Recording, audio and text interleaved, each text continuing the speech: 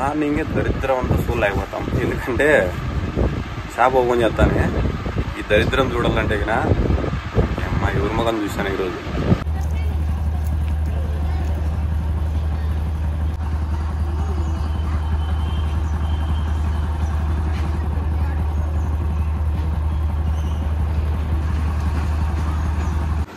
మే 13న polling తేదీ. ప్రతి ఒక్కరు 2 ఓట్లు ఉంటాయి. ఫ్యాన్ గుర్తు మీదే ఓటేయండి. ఎందుకంటే మళ్ళీ కాదని జగన్ కాదని ఆ దరిద్రం తెచ్చుకున్నామంటే 30 ఏళ్ళు బాధపడతాం. ఎందుకంటే ఇప్పుడు వర్షాలు లేక 14 సంవత్సరాలు మనం ఎంత ఇబ్బంది పడినాం ప్రతి ఒక్కరికి తెలుసు. కానీ పచ్చదనం కావాలంటే జగన్కి వేయండి. కాదనుకొని రాంగ్ స్టెప్ వేశారా 30 ఏళ్ళు ఇబ్బంది పడతాం. ఎందుకంటే నేను ఒక రైతు బిడ్డగా చెప్తున్నాను. నేను వ్యవసాయం చేసి వచ్చిన మధ్యలో బిజినెస్లోకి వచ్చినాను.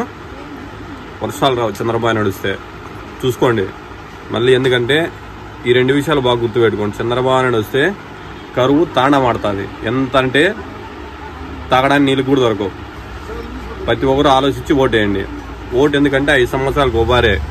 చంద్రబాబు నాయుడు సీఎం పదవి కూర్చోవడానికి ఏంటంట రామారావుని అంటే ఏ దానికైనా సిద్ధమైన అంటే ఎటైనా నాకు సీఎం పదవి కావాల ప్రజలు ఎటుపోయినా కానీ. అందుకు ఆలోచించి ప్రతి ఒక్కరు ఓటేయండి. మనం కాదనుకుంటే అందుకే కూటమిని కలుపుకున్నాడు మోడీనంట, ఈ పవన్ కళ్యాణ్ని, పునంది అందరినీ తెచ్చుకుంటాడు. ఎందుకంటే సీఎం పదవి. మళ్ళీ 5 ఏళ్ళ తర్వాత చూద్దాము. ప్రజలు నమ్ముతా అంటారు. మోసపోకండి. మన ఓటు బాగా జాగ్రత్తగా 2 ఓట్లు ఫ్యాన్ గుర్తు మీద ఓటేసి మళ్ళీ జగన్నే సీఎం చేసుకుందాం. కాదనుకుంటే రాష్ట్రం సర్వనాశనం అయిపోతుంది.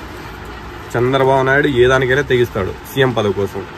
ఎంతటికైనా జిగదాడతాడు సీఎం పదవి కోసం. కానీ ప్రతి ఒక్కరు ఆలోచించి ఓటు మే 13న.